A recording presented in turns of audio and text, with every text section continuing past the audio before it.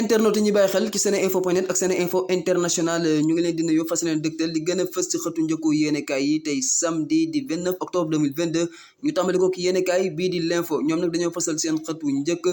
commissaire bi nga xam ne kon moom mooy commissaire Thiombane nekk fële ca Ndaamaatu ca Touba moom nag nee na police religieuse bii di Xuddaamul Xadim ak Safinatul Aman daal dafa gis ne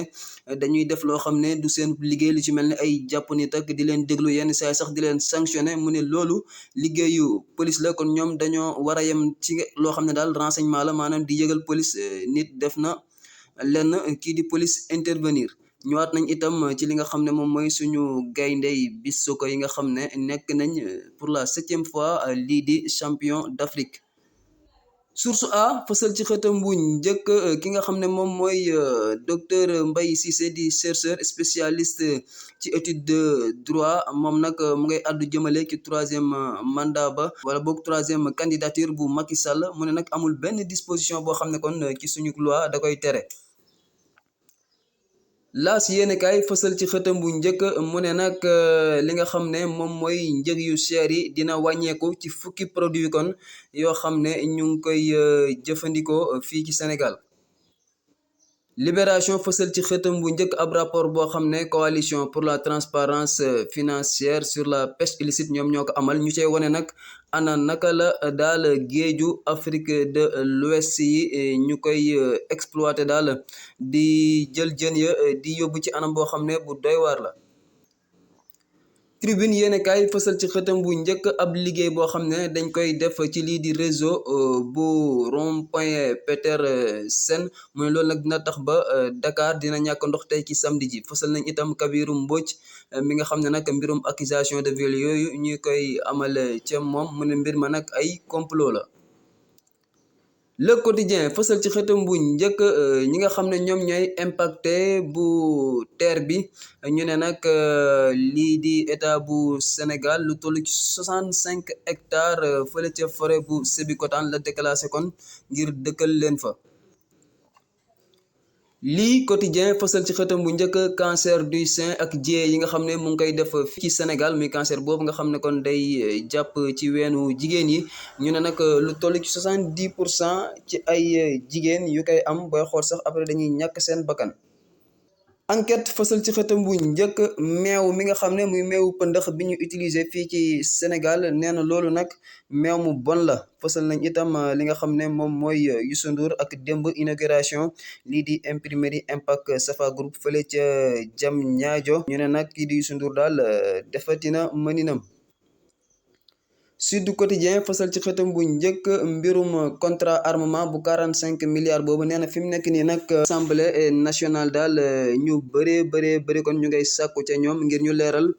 boobule mbir ñëwaat nañ itam ci li nga xam ne moom mooy suñu gaynde Bissoko yi nga xam ne nekk nañ 7e fois champion d'Afrique démb gannaaw bi nga xamee ne dañoo dóor Égypte. Vox Pop ba léegi ci mbirum armement 45 milliards yooyu la dikkaat mu ne nag ka nga xam ne moom mooy député bii di Abass Fall mu ngay laaj pour ñu ubbi ci ab enquête loo xam ne sax kon commission lay doon d'enquête foofule ca assemblée nationale. L'Observateur L'Obs fësal seen xët wu njëkk inauguration bi ñu doon amal démb fële ca Diamniadio muy usine bu am solo boobu nga xam ne Youssou Ndour moo ko taxawal muy Impact Safa Group ñëwaat nañ nag ca lañ fa waxtaanee Youssou Ndour rek Macky Sall wante itam doomam Birane Ndour fësal nañ ba léegi itam lii di jàngoro yi sibiru mi nga xam ne kon mu ngi wéy def jéye fii ci Sénégal.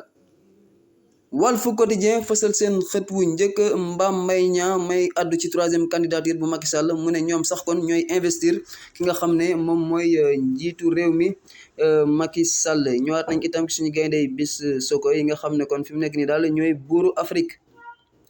wante itam ci mbirum trafic de passeport diplomatique bi mu ne présidence ak affaires étrangères démb nag nekkoon nañ fële ca baaru tribunal.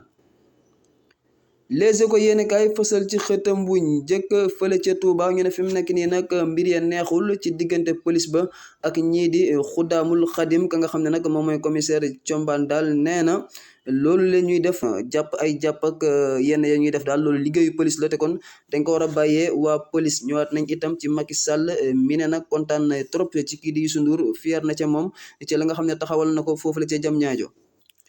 Bés bi le jour fësal seen xëtu njëkk lii di procès bu passeport diplomatique yi ñu ne nag ka nga xam ne mooy Mariétou Ba nee na moom nag dañ ko ne woon daal na mel ni moom mooy soxnaay kii di DG bu DP World. Ñëwaat nañ itam ci gendarme bii di Assane Ndione mi ne jotoon na xaalis wante itam la nga xam ne parquet ba sàkku na ko ngir daal ñu tëj leen 1 an ferme. Direct News fësal ci xëtam bu njëkk Malick Gakou ma nga xam ne mu ngay weddi lañ koy tuumaal naan dafay ànd ak Macky Sall wala day liggéey ak moom te sax mu ngi wane kon mébétam ak ay ambition ngir li nga xam ne moom mooy présidentielle bu 2024. La Dépêche journal ñëwaat ci mbirum contrat 45 milliards boobule ñu ne nag député bii di Abass Fall nee nañ ci ubbi ab enquête commission d'enquête foofale ca assemblée wante itam ñëwaat nañ ci njiital Pastef lii di Ousmane Sonko ñu ne nag ci dossier bu Adji Sarr bi dinañ ko ci woo semaine prochaine fële ca tribunal. Le Soleil yéenekaay fësal ci xëtam bu njëkk suñuy gaynde bis soccer yi nee nañ nag bii mooy 7e fois ñuy am li nga xam ne moom mooy ndam ci compétition boobu lii di CAN bis soccer bi démb nag gannaaw bi ñu dooree Égypte ci tiro bi kon la ñu jëlaat lii di ndam li.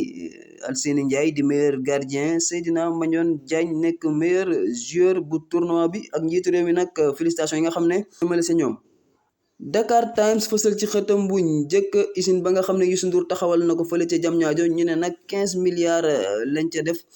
te it am na 150 emplois direct ñu ngi xaarit yeneen 500 emplois. Stade yéen kaay lañu koy jeexale ñoom nag dañoo sampab laaj ci mbirum Saliou Ciss ndax war na dem mondial am déet gannaaw bi nga xamee ne moom moo nekkoon meilleur latéral gauche bu Coupe d'Afrique bi ñu génn.